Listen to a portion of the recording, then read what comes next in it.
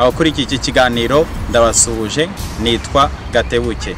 Iki ni cya kiganiro tuganiramo ibitekerezo abanyarwanda batekereza ariko batinya kuvuga. Ndabasuhuje mwese, nitwa Gatebuke. Muri iyi minsi rero y'icyunamo nagira ngo nganire na Sylvie Mukankiko, mwabonye kuri iyi chaîne abenshi mushobora kuba ndakeka mumuzi, abanyarwanda benshi. Sylvie, nagira ngo tuganire ku ibyo wabonye mu gihe cyangwa ubuhamya bwawe mu gihe cya jenoside, kuko muri ino minsi turi mu gihe cy'icyunamo. Nagira ngo ubanze usuhuze abakurikiye iki kiganiro, noneho dutangire tuganire ku byo wabonye mu iwanyu. Nabonye uri umuntu wakuriye mu cyaro, njye nari uwo mu mujyi, donc ari ibintu byinshi wenda tutamenye. Ibyo byabereye mu mujyi n'ibyabereye mu cyaro bishobora kuba bifite itandukanyirizo. Nagira ngo usuhuze abakurikiye, noneho dutangire ikiganiro. Claude, murakoze cyane, ndashimiye kuba duhuriye mu kiganiro hano. Ni iby'agaciro kanini kuko ntago hari akanya kabura kugira ngo abantu babe bahura baganire. Noneho tugize n'Imana tubonye akanya muri iki cyunamo ku nshuro ya 27 jenoside ibaye. Ubwo rero rwose ndagira ngo tuhuze abazadukurikira abadukurikiye ubu n'abazadukurikira n'abadukurikira mu myaka izaza, kuko ibi biganiro bishobora kuzamura n'imyaka 50 kuri YouTube, ntawamenya. Abana bataravuka igihe bazabyumva, nabo ndabashuje. Ubwo mukomere, nizere ko tugira ikiganiro cyiza. Nuko rero nagira ngo utubwire wowe ubundi wabaga hehe, jenoside yatangiye uba hehe, byagenze gute? Jenoside yatangiye, tubwire bamaze kurasa indege. Iyi ndege turi kuvuga barashe ni indege ya Perezida Habyarimana, wari perezida w'u Rwanda mbere ya 1994 kugeza ku itariki ya 6 z'ukwa 4 muri 1994. Icyo gihe hari intambara hagati ya leta y'u Rwanda icyo gihe n'umutwe w'inkotanyi. Bakaba barwaniraga ubutegetsi ariko bari no mu mishyikirano. Noneho perezida w'u Rwanda agarutse mu Rwanda avuye mu nama yarijyanye n'iyo mishyikirano.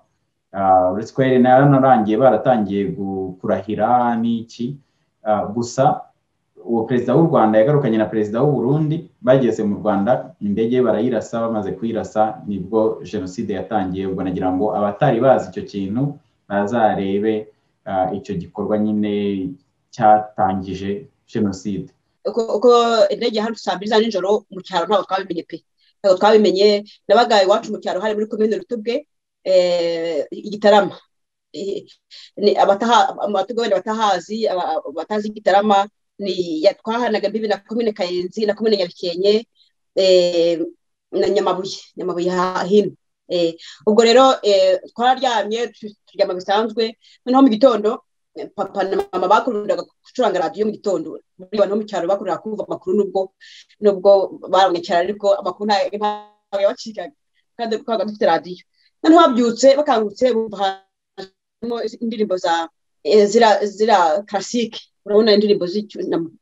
birabayobera zatinzemo cyane, ntago bahise babivuga. Zatinzemo rwose baratekereza ko cyabaye ikinono ku bigiye byageze gute. Bashize akanya bumva bavuze ngo indege y'umukuru w'igihugu cy'u Rwanda Habyarimana ngo yahanutse, ngo abantu ngo mugume mu mazu yanyu, ngo mugume aho muri, ngo ntimusohoke. Nicyo kintu cya mbere bumvise. Noneho rero ubwo biratangiye. Ngewe ukuntu nabimenye, mama yahise kunkomangira ahantu nari ndyamye, ankomangira ku idirishya ambwira ati ikinani cyapfuye. Ni ijambo yavuze yakoresheje, ikinani cyapfuye. Rero kuko urabona bishyushye, abantu bagomba kubimenya buryo tunabisobanura. Mbere y'uko jenoside iba mu kwa 4, imyaka 2 ibanza, iriya myaka 4 yari ihari mu Rwanda, harimo akajagari gashyira intambara bigaragara. Abantu bazi kureba kure barabibonaga ko ari intambara deja, ari intambara yari imaze mu kwa 10 muri 1990 yatangira Ibyumba ikajya no mu Ruhengeri. Abantu benshi barishwe, miliyoni y'abantu irenga yarahunze. Icyo ni ikintu abantu benshi wenda bashobora kuba batazi cyangwa batibuka mbere y'iyo jenoside. nanjye rero intambara yabaye ku Gisenyi ndabizi naranajyanditse igitabo cyanjye abashaka kubizamenya uko byagenze bazasoma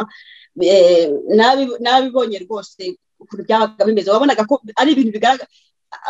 bishyira ahantu habi cyakora mbona n'ubu ngubu mu Rwanda bimeze abanyarwanda bameze mu mutwe mbona bimeze nk'aho ntacyagiye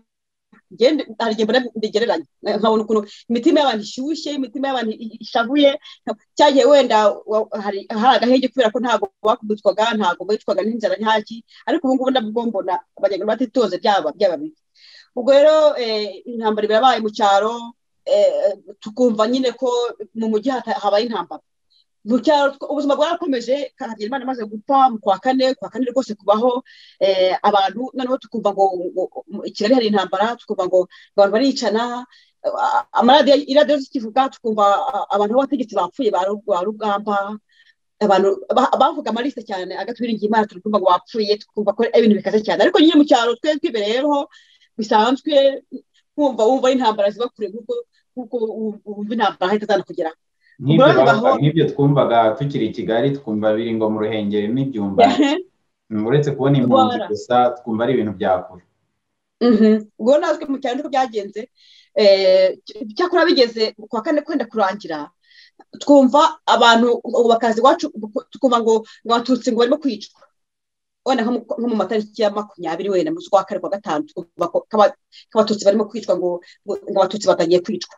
tugabyumva noneho rero birakomeza tugiye kubona tubona noneho hatangiye no kuza impunzi zivuye za Kigali tugadushobora turimo kwihingira twebwe turimo guhinga rwose tukabona abantu duciye bikoreye ibitebo n'imisambi tukihingira kwa noneho rero rwose bigeze aho twumva ngo haje igitero giturutse ngo za Nyabikenke cyangwa na za Gitarama ngo bije kwica abatutsi noneho rero kuko abantu b'iwacu rwose abatutsi bari bagihari ubona rwose nk'uko bisanzwe nta kibazo gihari noneho rero twumva ngo haje ibitero bije kwica abatutsi abantu b'iwacu b'abahutu batangiye kujya kubikumira bakagenda abantu b'abagabo tukabona baragarutse nimugoroba twavuye gukumira igitero kivuye cyari gitutsi Nyabikenke kwica abatutsi bacu noneho bigeze aho ubona ko abantu bacitse bageze iyo resistance rwose babanje guproteja abantu bacu babanje guproteja abatutsi rwose noneho tugiye kubura tubona abantu baturutse Nyabikenke baje bahungiye iwacu hahungiye abatutsi benshi cyane uko twageze aho tukaba ngo mu miryango iwacu harimo abatutsi ntazi ngo bajya bakuru abantu babo nta rwo nari mbizi nabimenye ko ari abatutsi bahageze urabona twari abantu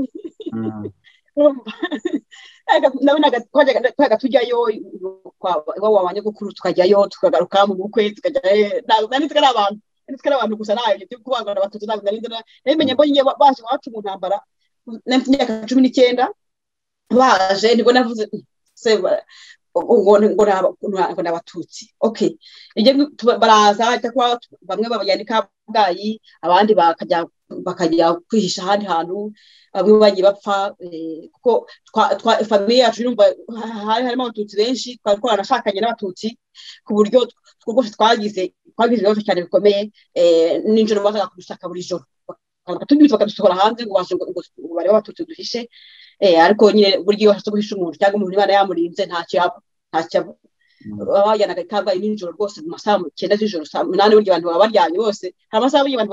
baba baryamye noneho akaba ariyo ubasha kugenda noneho bigeze aho birakomera birakara abanyikabgayi baragenda basigara babajyana aba mu gace k'iwacu haje abantu tutazi bafitanye n'abantu babiri gusa b'iwacu mu gace babiri babajyana muri Nyabarongo ntabwo yari kure cyane ntabwo ari Nyabarongo iriya y'i Kigali burya irakomeza igaca inyuma muri za Musasari ikazenguruka igahinguka inyuma mu Ruhengeri muri Ndusu ubwo rero kuva iwacu ugera aho Nyabarongo ihurira n'imigezi y'iwacu inyuma y'imisozi ntabwo hari kure cyane hari nk'isaha imwe n'amaguru wenda ubwo rero niho babajyanye babashoreye bose umusozi wose barabajyana batama bajya kubajugunyamo barabagendaga ngo babakubise bakubitaga agafuni bakabanagamo abandi bakabanagamo ari bazima abo bantu nuko abatutsi bacu nuko bapfuye rwose ngiye njya mbwira abantu ni jenoside yabaye iwacu mu cyaro kuko bari abatutsi rwose ubona ari abantu b'abakene abenshi ntabwo bari barize kurema ntabwo bari barize bafite abakobwa ubone rwose batashatse n'abagabo bataziye mu rugo, abana nabo twiganye bariga bakagera nko mu wa kane bakavamo mu ishuri bagataha nta kintu bari bazize, ntabwo n'igitaramo mu gine bashobora kuba batari bahagera. Ubwo rero nibyo mvuga birakomeza, barabica barabarangiza pe. Abatutsi b'iwacu hari ahantu bari batuye hasigayemo abantu batatu gusa, kandi yari umusozi wose. Hasigaye batatu bagiye Kabgayi, umwe yanagarutse arapfa, hasigaye babiri, umusaza umwe aracyahari, noneho n'abandi bakobwa bari bagiye bashyingirwa ahandi hantu nibo barokotse. Ubwo rero nkavuga nti nuko byagenze, intambara iraba birarangira barabica, bagenda gutyo nyine umusozi urazima, imirimo yabo cyakora hari abantu bajyaga kuyihinga rwose, ngewe ndabazi birukiragamo ukabona bagiye gusarura imyaka yabo cyangwa guhinga, kuko mu cyaro hagati no mu mujyi bamaze kwica abatutsi hari abantu b'abahutu bagiye mu mirimo y'abatutsi bajya guhinga. Rwose ni ikintu nahagazeho ngewe, kandi n'ubu ngubu hari abakihinga, hari abayifashe bakihinga, hari abamaze kumva ngo ko bafashe ko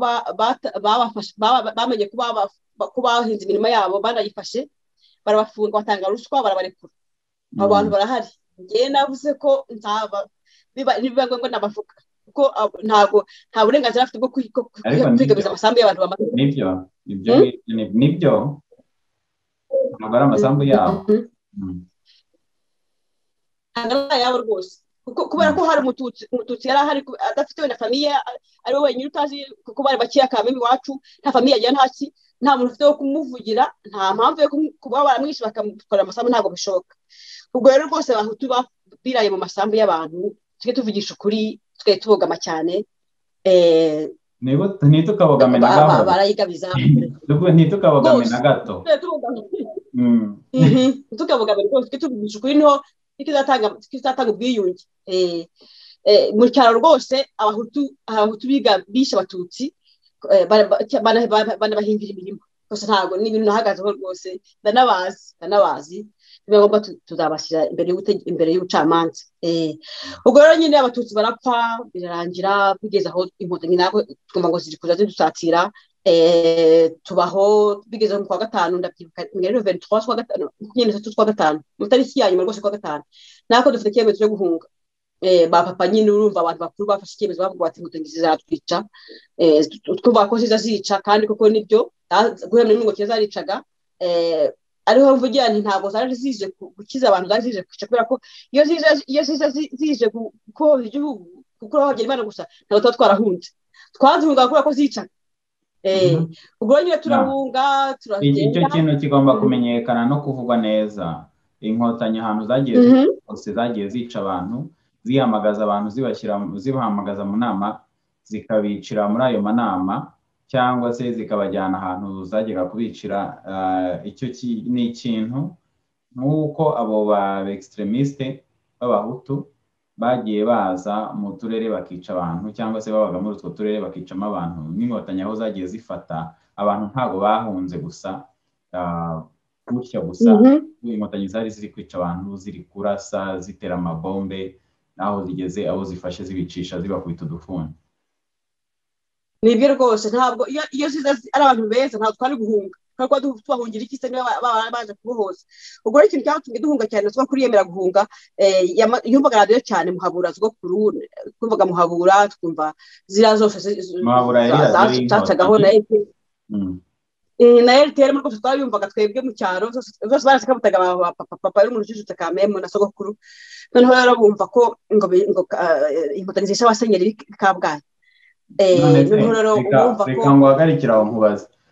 ni ibyo byo kwica abasenyeri Kabgayi ko Muhabura yari radiyo y'inkotanyi, niho mwabyumvise cyangwa mwabyumvise kuri radiyo Rwanda y'icyo gihe cyangwa se RTLM? Muhabura yarabivugaga ariko bakavuga ko ntibasobanure icyabishe, bakavuga ngo abapadiri, abasenyeri n'abapadiri bishwe. Urabizi inkotanyi nakiri tuzavuga ko yahuje amashuka kandi zimaze kumwica, cya kintu cyo kubeshya cyo kwica umuntu bakavuga ngo rugera bamugongesheje kamyo, ngo ni kamyo yamugongesheje. Urumva biba bitangiye kera, babivuga ko abasenyeri bapfuye, ariko bakiyaranja ntibavuga icyamwishe, ntibavuga ko aribo babishe. cyakora ntabwo nibuka niba baravuze ko interahamwe ariko barabivuze kuri muhabura barabivuze ko abapadiri biga kurasu bicirwa kurasu n'abasenyeri ni muhabura yabivuze ubwo rero ku buryo RTM ntabwo nibuka niba yabivuze ntabwo ntabwo ari mukuru cyane kandi hari mu ntambara komeza nta kibazo mwabyumvise kuri radiyo ubwo rero tugakurira iyo uri umukristo cyane ati bana banjye mureke duhunge ntabwo ari abantu beza ubwo rero tuhunga gutyo turagenda tugira icyangugu tugezeyo baragaruka turavuga tuti inkotanyi zifashe ubutegetsi zifashe igihugu zitanga amatangazo sinzi abantu bari mu gihugu wenda barabyumvishe ku maradiyo ko igihugu bakihoje abantu bagomba guhunguka zakoze sensibilisation ikomeye cyane abantu batabizi babimenye ko ariko byagenze bafashe bamaze gushyiraho guverinoma kuri 19 z'ukwa karindwi bahise batanga amatangazo akomeye cyane sensibilisation ikomeye cyane ko igihugu bagifashe ubwo rero nibwo bahise ababyeyi banjye n'umuryango wanjye wahise ufata decision yo kuvuga bati twitahire bavuga bati nta kintu twakoze nta muntu twishe nta politike twarimo nta kibantu barashaje dufite abana twitahire tujye no kwihingira twisubire mu rugo ubwo rero baraza bageze ibitare barabica bose rwose nta abasubiye inyuma bose uretse njyewe n'abasaza banjye batatu twarokotse abandi bose barapfuye urumva sogokuru twavuye turi benshi cyane umuryango nyine urumva ko tutuye mu cyaro twese badata wacu twaragendanye twese nta n'umwe usigaye turahunga twese bose baragarutse barabica ubu iwacu nta kintu cyahasigaye pe nta muntu wasigaye habereye aho abantu bose twese baratwishe nyine ntabwo banyishe ariko ndahari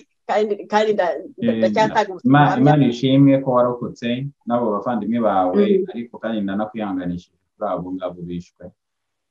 Imana ibahe gukora idashira maze gukomera narakomeye hari imyaka myinshi nabayeho bingoye kubaho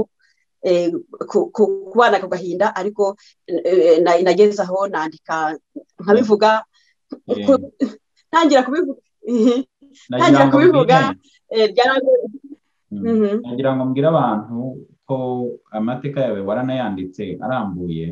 mu gitabo Mukankiko CV Mukankiko amateka yanjye donc abakurikiye ikiganiro iki gitabo muzagishake bareba amateka nubwo atoroshye kuyasoma ntiyoroshye kuyumva ariko n'amateka y'abanyarwanda n'amateka y'abantu yaba n'umunyarwanda cyangwa umunyamahanga n'amateka y'abantu n'amateka yabayeho kandi n'amateka agomba kwandikwa mu mateka y'igihugu ngaho komeza kugira ngo nyine mbwire abakurikiye ikiganiro bazashake n'igitabo bakigure nibyo rwose ntabwo nabivuga byose bishobora gukura byandika kandi mfite gahunda yo kwandika volume icya kabiri rwose kuko iki ngiki ndacyanditse mu ntangiriro ntandika niteguye neza mvuga nti nsohora amateka yanjye gusa vuba nihuta kugira nawe akavuga nti nafite gahunda mvuga nti nkumpfuye ntavuga ntabivuze ko nkumpfuye warakoze kunsogongeza ku mateka yawe ukiri kucyandika mbere y'uko binasohoka nabyo ndabishimira nakurobesheje warambongeje ngaho komeza nubwo guseka mu bibabaje wari uri kuvuga ko bageze aho nyine ubu warakomeye donc i Butare babiciye ku Kabutare Butare niho babiciye niba numvise ko haravuze ko muri iyo minsi babisheho batwigaga abantu cyane ngo abantu bumvaga ibintu batwiga abantu ibintu bihumura cyane ngo n'ibitunguru kuko ngo barabicaga bagashyiraho ibitunguru byinshi cyane bagatwika kugira ngo abantu bagire ngo ntumwumve umunuko w'abantu mbese bakagira ngo n'intuzi ntibamenye ko ari abantu barimo gutwika ubwo rero niba bataratwitse amagufa yabo ari mu nzibutso ku Kabutare niho nigaga niyo mahirwe umwaka nagize kuko filime yanjye ituruna mu mutwe babica burya abantu iyo uzi ahantu babiciye byarangoye cyane kubyimagina kuko nari mpazi niho nigaga uburyo babahagaritse babakwiye ku gahanda kava mu mujyi kajya ku Kabutare kuri groupe kuri groupe Butare kajya ku Kabutare ndahazi hose twayaga tuhaca uburyo ugomba afite filime y'ukuntu bababanye bakabamanura bakabajyana bakabacisha ahantu imbere y'ishuri ryacu bakabagenda bakacisha muri korodoro yari muri dortoir y'abahungu twacagamo bakamanura bakabajyana muri dortoir hasi bamwe muri refectoire niho babarunze niho babicaga babakuye bakagenda babarwandura bahamagara bageze aho ngo umwe babonye ko abagiye bishwe abandi basubira kugenda nubwo bazanye amasasu barabarasa abandi bazi ubwo rero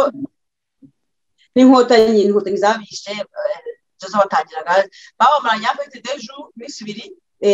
muri hoteli bababitse kwa ngo bari kubakorera indangamuntu urabona inkotanyi zafataga abantu zikabashyira ahantu neza zibashyiryoshya zitegura uburyo zabica zitegura zipanga neza zibarundarunda noneho rero umunsi wo kubica bakabajyana ahantu hamwe ngo bari benshi cyane bagenda bakusanya ubwo rero byangoye cyane kuba barabica ahantu nzi muri refectoire ahantu twicaraga turimo kurya byangoye cyane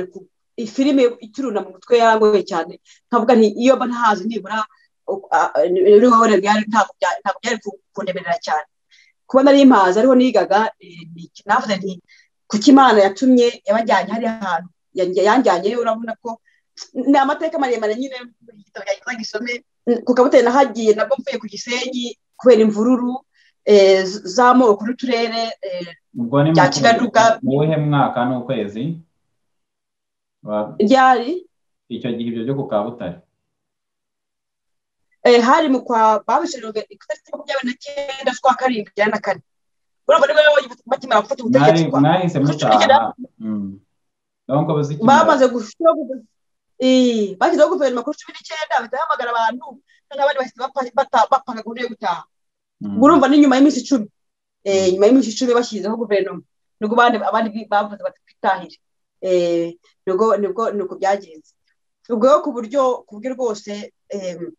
ku Kabutare yavuga nti Imana kuki yatumye mva ku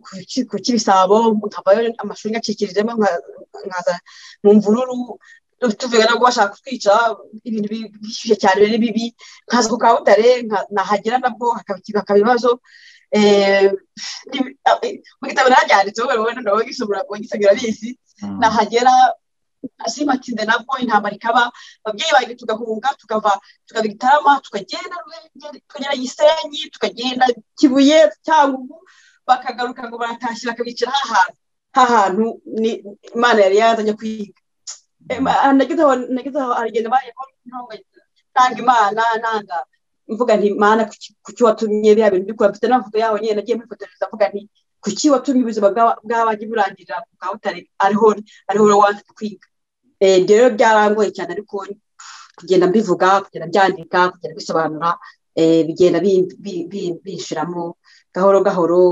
ubu ngubu rwose numva nkomeye numva nanjye kwivuga nta kibazo bindere numva gutanga ubuhamya cyangwa gufasha abandi bantu bahuye n'ibibazo gufasha abantu kwandika igitabo rwose abantu bafite ibibazo byo kwandika cyangwa se kibaremereye bajye baza uretse ko nagize Imana hari abantu benshi basigaye bamvugisha bakambwira bati abantu benshi basigaye bamuhamya bwabo nkabatega amatwi nkabumva kugira ngo kuko ndabizi nzi uburyo biremeye benshi cyane rwose kandi rwose ndabashishikariza kujya baza abantu bambwira bwabo ndabakira rwose ndabakira wenda reka nkomeze ubuzima bwakomeje nyine nsubira ku ishuri reka ngere wenda ku buryo inkotanyi zishe abantu nagiye kwiga ku Rushashi hari umuntu twaganiriye ejo bundi wo ku Rushashi ndamushuje cyane nazanyumva ikiganiro nzakimwoherereza yarambwiye ngo byaramuremereye cyane hari igihe cyageze akagira trauma ntiyabasha kuvuga biramuremerera cyane ibintu yabonye ku Rushashi muri kaya gace kuko kaya gace ka Rushashi Musasa kugera muri Ruhengeri za Ndusu inkotanyi kugira mu Ruhengeri inkotanyi zisha abantu benshi cyane kandi ku buryo bubi cyane ku buryo bukabije pe uwo umuntu yambwiye ni umudamu yambwiye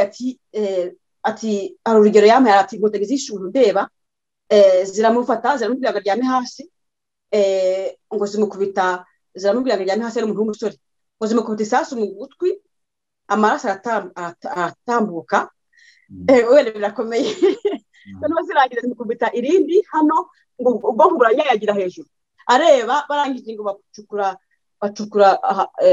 ku ruhande bamushyiramo yarambwiye ati uwo muntu aracyari mu murima w'amateke ndabizi ko hari ntawo hamukuye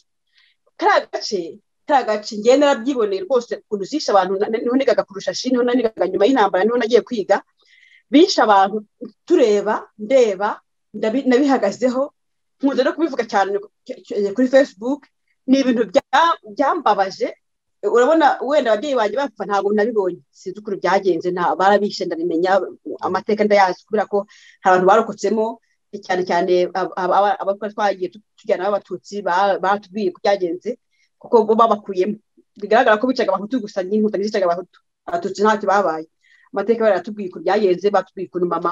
mama rwose batubwiye ati mama wanyu yari afite akana karwaye diyari kandi koko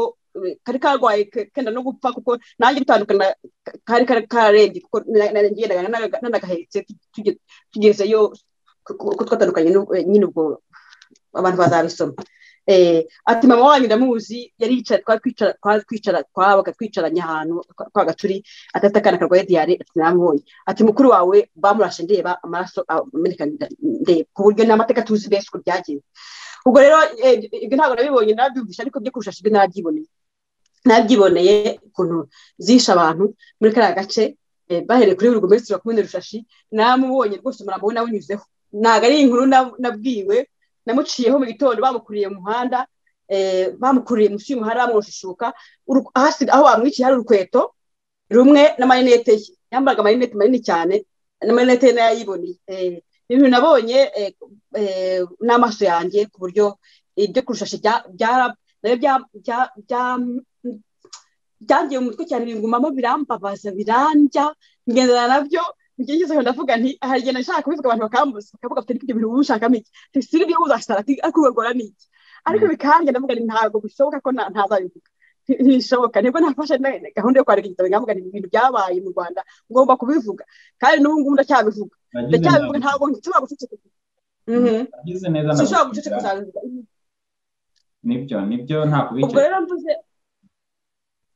temoignage abantu bampa bo kurusha muri kaya gace za tariri byose no kuri Facebook bansanga muri message bakansobanurira ibintu byabo bavuga bati hari ahantu hahambye abantu udashobora kumenya umubare wabo ababaga abatutse za Byumba bari muri za 90 inkozanyi zarabishe kuko burya hari abataragiye cyane bararaniwe bahageraga bakakambika bakagira ati inkozanyi hari ahantu hahambye abantu tushobora kumenya umubare wabo inkotanyi zishe kuva muri 94 zifata ubutegetsi kugera muri 98 kuvuga ngo n'abacengezi bisha abantu kari agace utaburiye amagufa y'abantu bahambyemo tushobora kubona aho yashyira kubera ko zahisha abantu benshi cyane pe ahubwo ikibazo nuko n'ikintu cyambabazaga cyane nuko abantu baho bagize ubwoba bwo kubivuga n'ubu baracyabufite n'ubu barahambira ati ntuzatuvuge rwose ubitube ntabwo ushobora kubavuga kuko ibyo gisuma iyo umuntu akubujije cyangwa se afite ubwoba icyo ukora no kumufasha kugira ngo ubwoba bushire wera nawe azajya akabyivugira cyangwa ndababwira nti hari igihe kizagera mu bivuge ndabizi neza ko hari igihe kizagera mu bivuge kuko nanjye hari igihe ntabivugaga hari igihe ndavuga ngo papa ariho kandi nzi ko yapfuye baza bati papa wawe bite naraho harakomeye kandi nzi ko yapfuye cya gihe inkotanyi zaratubeshyaga inkotanyi zaraduhahamuye kwa ubwo abantu nabo baracyahamutse bo kurushashi rwose ndabashishikariza ko rwose si ngombwa kubivuga ubu ngubu rwose bakomeze babitekerezeho bakomeze babibwire abantu baze babimbwire tubiganireho kuko birabafasha kuko bambwe bati tuvugiye twumva turaruhutse twumva turagushimira rwose tugushyize imbere y'Imana kuko bya bintu byabaye nta muntu wigeze abivuga kandi ni ibintu byabaye ni operasiyo yabaye ikabije cyane bisha abantu nabi babica ku mugaragaro babakerera amashosi abantu b'abategetsi bo kurusha cyane nge nibo mvuga nibo nzi babakerera amashosi ibintu biba nkaho nta birangiye barasibanganya burundu barangije baza gukora fete mu munsi mukuru mu kigo cyacu cyatwigaga baza rwose barabyina bangoma wisiki baragira gute turabyina twara abana nyine baraza turabyina dukora fete birangira barasibanganya gusa kandi n'ubu ngubu urumva ntihatagira ubivuga ibintu bizabaho nkaho nta bantu bigeze baba muri icyo gihugu bapfuye havutse abandi bashyashya ariko ababayeho mbere aho baburugumesitiri abo bayobozi bari bahari abantu bari beza cyane bari abakozi ba leta n'iki byose ntabwo bagomba kuzimira yewe nuko n'ubwo abanyarwanda bapfuye ntabwo bagomba kuzimira data ntabwo bagomba kuzimira niba umuntu wese wapfushije uwe namuvuga amazina tuzayandika ahantu tubishyire tuvuge tuti mu gihugu hageze kubamo abantu bameze gutya na gutya babayeho bishwe n'ibi ngibi ahasigaye turebe uko twakubaka igihugu ahasigaye abantu barebe uko bakwiyunga reka mbere cyaho ndagushimiye icyo kintu uvuze ko bigomba kuvugwa byanze bikunze kandi si wowe wenyine nshimira ndashimira n'abandi bose batanga ubuhamya bakabutangira ahagaragara n'ababubona bakabwereka abandi bakabugeza ku bandi niba bo batarabyiboneye ariko nabo bakagenda babugeza ku bandi bantu kugira ngo bugende bukwirakwira amateka twiyandikira amateka yacu ubwo icyo wenda ndagira ngo tunasoze iki kiganiro ariko nkubaza ubu turi mu gihe cy'icyunamo cyo kwibuka n'ubwo bwose abanyarwanda bishwe mu mezi yose y'umwaka none ari abo batutsi bishwe mu karere k'iwanyu ari n'abo bahutu bishwe ari abiciwe ku Kabutare ari abo bo kuri Rushashi n'abo muri za Ndusu n'ahandi ubona kubibuka no kubibuka neza ubundi byagombye kugenda gute twebwe ku giti cyacu cyangwa se ku rwego rwa leta turabizi ko leta bavangura abazima bakavangura n'abapfu bakavangura amagufa bakavangura byinshi ariko noneho twebwe nk'abantu bafite ubumuntu ni ubuhe buryo ni gute dushobora kwibuka bose tukabiha icyubahiro abo bishwe kandi tukafata no mu mugongo abiciwe bose kubibuka kwiza no gufatana mu mugongo ukuntu numva byagobye kugenda ni uko buri wese yakumva akababaro kundi buri wese ntagire uhakanya undi ko ababaye uhakanya undi amateka ye kuko hari abantu ubona ukajya kumva bashaka guhakanya ko utapfushije bashaka kugira umusazi bashaka kugira ko aribyo wigira n'ibiki noneho niyo mpamvu ikindi kintu numva ibyaheraho ni uko abantu babivuga abantu babiganiraho tukavuga amateka yacu kugira ngo amenyekane none se wamuga n'umuntu azamenya neza ko utabeshya azabwirwa n'iki kutamubeshya utabivuze cyangwa se azabwirwa n'iki kuba waye utavuze akababaro kawe niba wapfushije papa wawe ntubivuge umuntu azabwirwa n'iki ko wamupfushije niyo mpamvu uvuga nti abantu banze sinzi bari ubwoba cyangwa niba ari hamuka iki n'iki dufatikanye ku buryo tubivuge tubisobanure abo bantu tubahesha icyubahiro mu kubahesha icyubahiro ngewe numva kwiza ni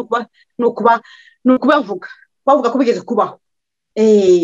kuvuga ko abantu bigeze kubaho kuko ni benshi cyane miliyoni z'abantu bigeze babayeho ntabwo ari abantu baje ntabwo ari ibintu byagize ngewe numva kubaha icyubahiro no kuba ko bigeze kubaho twamara kuba ko bigeze kubaho rero ubwo wenda uburyo twabikoramo tukabiganiraho tuganiriye niba twafata amazina yabo kuko biroroshye cyane kubabarura numva byoroshye rwose ntabwo igihugu u Rwanda ntabwo ari igihugu kinini ku buryo kubarura abantu bigoye rero muri buri gace ntabwo habuze umuntu warokotse uvuga uti hari hatuye n'aka cyangwa se abana abangana gutya na gutya noneho nk'uko babarura inkotanyi zibarura abantu zibaca amafaranga y'imisoro n'iki byose natwe ntabwo byatugora kuvuga uti iwacu muri komine Rutobwe iwacu muri segiteri yacu ya Mara abatutsi bari bahari ni abangaba n'abari bafite abana n'aba iwacu kwa Mutabazi ahapfuye abantu 8 n'amazina yabo ndahari narokotse ntabwo abantu bose bapfiriye gushira twamara gushaka ikintu cy'abantu bose bapfuye tukabarura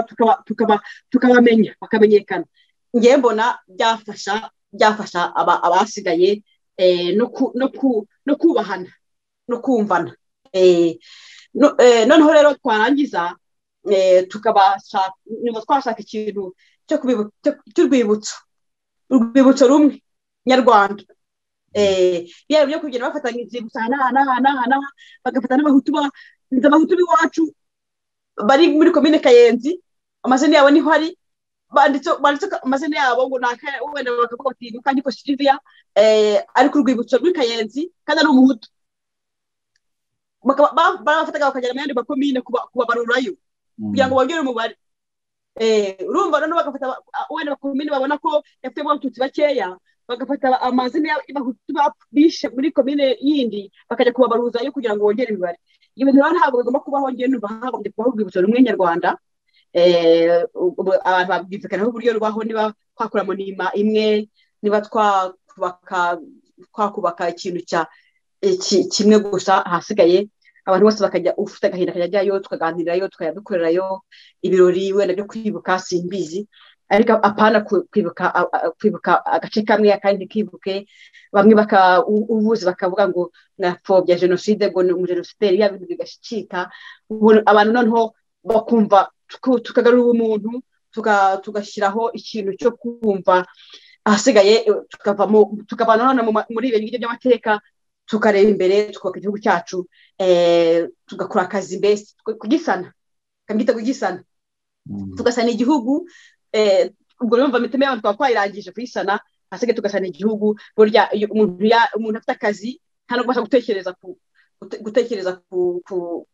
bintu bibi cyane, burya wihugiraho. Iyo utabigitondo ukajya ku kazi ugataha nimugoroba, usanga abana ukaryama ugasinzira, ntabwo utekereza cyane ku bintu byakubayeho cyane, ntabwo ibintu byarangiye ntabwo utekerezaho cyane. Ariko cya kintu inkotanyi zazanye cyo kwima akazi, ukirirwa uryamye utekereza ku bintu ku mateka yawe, kuko nta kintu cyo gukora ufite. Abantu bageze mu mashyamba ya Kongo, bageze mu gihugu, nta kazi babahaye, babashyize ahantu mbere nko kubahana bakavuga bati mwirirwa mutekereza ibyo bintu byabayeho, afite ni nko gukomeretsa abantu kugira ngo ubone uko bategeka. Urumva iyo umuntu umaze kumukomeretsa, umaze kumwumvisha ko ari umugome, cyangwa se kumugerekaho ibyaha, kumva ko kuba yaragiye muri Kongo ari icyaha, cyangwa ari icyaha cy'inkomoko. Nko batwita ngo abantu bahungiye muri Kongo ngo turi batingitingi,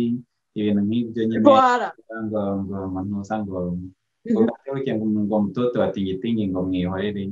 ngo cyangwa ngo interahamwe ngo zari ngo yatekeraga muri tingitingi, ibintu nk'ibyo. Mbese umuntu wese wambutse ajya muri Kongo ugasanga guhunga byabaye icyaha kandi bitagombye kuba icyaha. Abantu bose bagarutse bavuye ahenshi bahitaga kwa tingitingi. Urumva mama umuntu yamaze kukwangiza mu bwonko kuguza tingitingi, kandi ari wowe wakusanze hakaza kukwicirayo, yakugera mu gihugu ntagire icyo aguha cy'akazi, aho hakuta kwa tingitingi. Urumva ni torture mentale bakoreye abantu. Iyo trauma rero abantu bafite igomba gushira, tugomba gukora ku buryo ishira, tugomba gukora ibiganiro nk'ibi ngibi, tukabiganiraho, tukandika ibitabo. Rwose ngenda ndashishikariza abantu, ndashishikariza abantu kugeza hari mpfuye bavuga amateka yawe, bayandike, birafasha, birakiza rwose. Ngewe narakize pe, ntabwo nkibabaye cyane, gifite agahinda nk'ako nari mfite mbere. Amarira yanjye nayafite mu gitabo, nayafite mu kubyandika, nayashutsemo rwose, nararize n'ubu ndarira, ariko ntabwo ari kimwe na mbere. Iyo ndize gihita gishira, ntekereza ejo nzajya ku kazi,